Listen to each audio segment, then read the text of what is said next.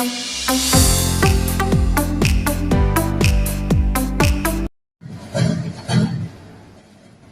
I call our past national president, Kuya Lapatio Sanjil Jr. for the call to order. By the powers vested in me by the Eagles Magna Carta of 1989, the chartering of 3 clubs and induction of additional members under ERR 8 is hereby called to order.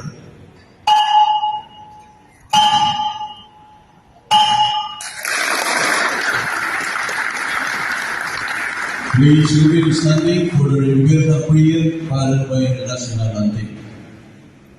So all you and here, we will share our lives to humanity.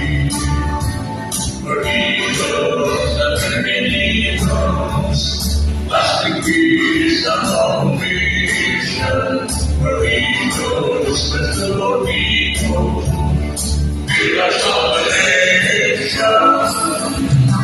Or rather, would be worth and